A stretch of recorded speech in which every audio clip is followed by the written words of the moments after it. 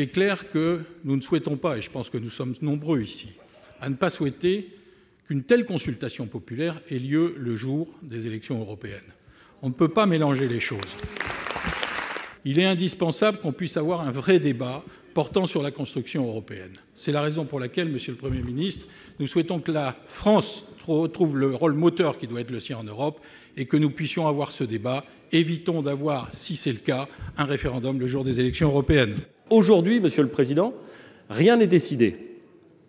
Je sais que nous vivons dans un monde où, dès lors qu'on commence à réfléchir à une hypothèse, elle se transforme immanquablement en un fait, puis en une vérité, puis en... On peut évoquer, et je dirais même réfléchir et consulter sur cette idée. Je crois que c'est important. Et je vous rejoins parfaitement, Monsieur le Président.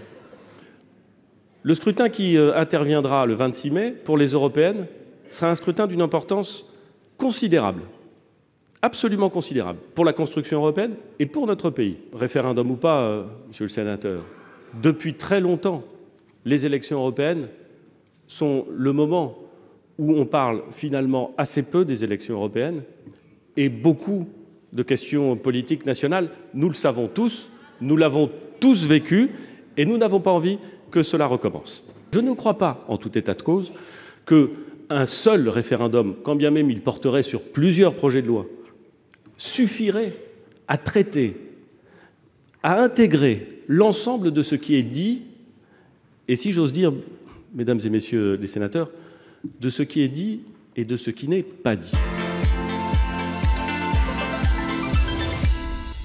Les pauvres élections européennes n'avaient rien demandé.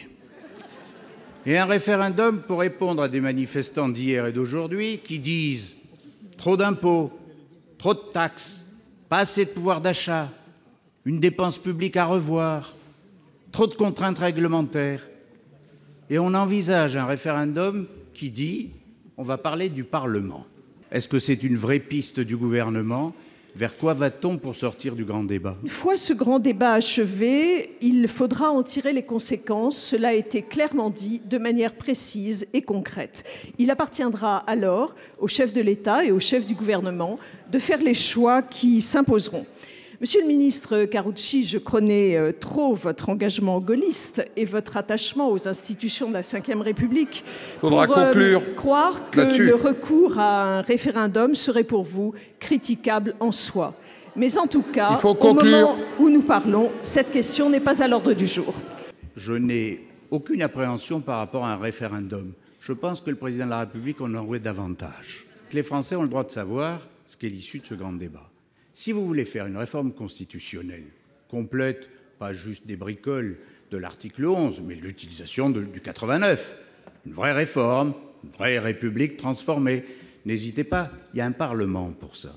Et je vais vous dire, Monsieur le Premier ministre, 348 sénateurs, 577 députés, 925 parlementaires, 925 citoyens, rien.